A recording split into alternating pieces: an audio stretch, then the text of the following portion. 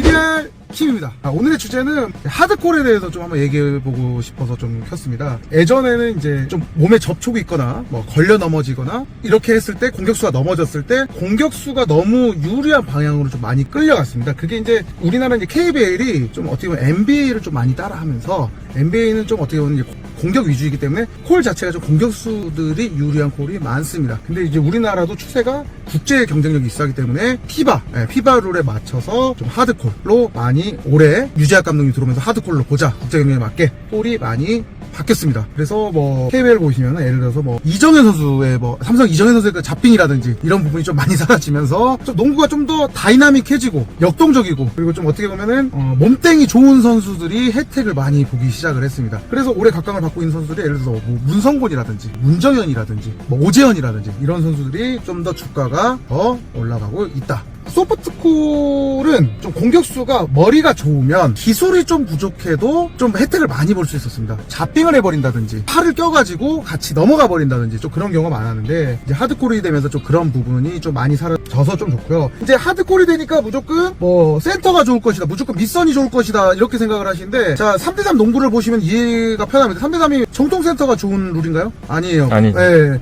일단 3.5번의 성향을 가지고 있는 선수들이 좋을 거예요. 전상윤 선수가 예전에 뭐 2013년 14년도처럼 포섭 쳐가지고 몸 붙여가지고 하면은 수비수가 불리하게 불어주는 게 아니라 공격수들이 이제는 훨씬 더 스킬풀해져야 된다 이렇게 보시면 됩니다. 저도 사실은 좀 이 하드콜이 되면서 좀 긴장이 많이 되고 있어요. 왜냐면 이제 예를 들어서 그냥 라인 보고 딱 어깨 놓고 그냥 제로 원투 하면은 웬만하면 투샷을 줬었는데, 요즘 시합을 뛰면서 느낀 게 뭐냐면 그게 이제 반토막으로 줄었어요. 나도 이제는 좀 스킬이 좀 필요하구나 이런 부분이 좀 늘었고, 농구가 아무래도 스킬풀해지면 좀 더 재밌어질 수도 있고, 그리고 툭툭 끊기는 맛이 없기 때문에 게임 시간은 좀 짧아지더라도 더 박진감 넘칠 수는 있다. 그 대신 이제 좀 부상이라든지 이런 부분은 조금 생길 수가 있습니다. 개막전 때 6명 부상 그렇죠. 당했더라고요.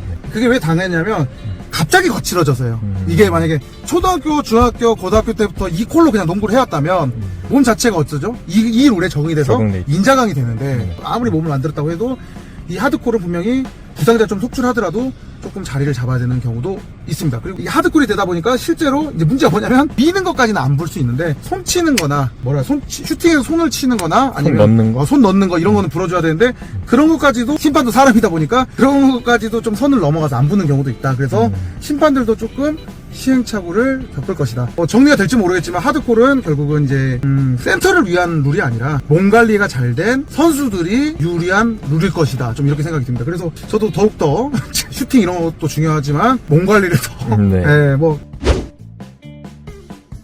코리안 매트릭스가 몸 관리하라고 하더라고요. 근데 저는 몸 관리가 이렇게 안 돼 있어도 코리안 매트릭스 정도는 제가 내려줄 수도 있고, 이제 황성수의 그거는 뭐 얼타 좋겠구나 해가지고 너 좋대라 이렇게 찍은 건 아니고 약간의 장난 그리고 조롱 정도였지 그 정도는 아니었다. 그리고 황성수가 좀 뭐 직접적으로 하진 않았지만 좀 상처를 받은 것 같아서 제가 또 친분도 있고 해서 마음이 좀 쓰여서 좀 내렸습니다. 사실 저도 마음이 좀 아프더라고요. 그래도 올렸는데 또 계속 또 이렇게 가는 건 또 예의가 아닌가 고민을 많이 하다가 좀 내렸는데, 또 코리안 매트릭스가 또 그거를 또 긁어내더라고요. 또 물어가지고 또 좋은 주제구나.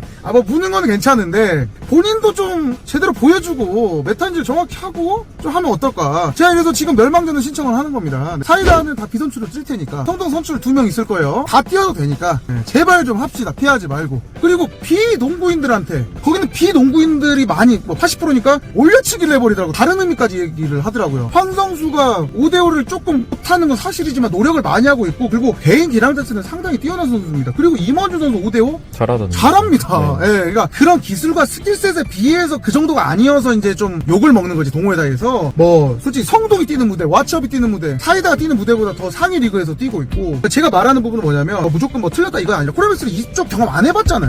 안 해봐놓고 그 올려치기로 비농구인들한테 그냥 조롱거리를 비하하는 거는 조금 좀 아쉽다. 본인이 만약에 좀 하고 나서 뭐 농구도 못하면서 한다 이게 아니라 이 무대를 경험이라도 한번 하시면서 만약에 이야기를 했다라면 느낄 수 있다. 황성수가 뛰었던 무대는 일단 성동을 무시하는 건 아닙니다. 일단 성동이 코리안 매트릭스가 경험하는 무대보다 한 단계 윗그레이드 100%의 무대였습니다. 그러니까 얼마나 압박감이 심했을 겁니까? 실수를 한 거고 다음부터 안 하면 되는 거지. 그걸 가지고 너무나 막 조롱거리로 안 삼으셨으면 좋겠어요. 기자팀이 또 네 그거에 맞지도 않는 얘기를 한다 이럴 수는 있는데, 저도 좀 나이가 한 살 한 살 먹고 뭐 누구 구독자를 더 끌어들려 그러는 게 아니라 관점이 또 바뀌더라고요. 좀 황성수고 임원준이고 저도 많이 응원해 주시고 또 코리안 매트릭스도 많이 응원해 주시고, 뭐 유튜브 농구 유튜버들 많지도 않지 않습니까? 또 긍정적으로 또 응원해 주셔야 또 그들이 힘을 나서 또 좋은 영상을 만들지 않겠습니까? 자, 재밌게 보셨다면 좋댓글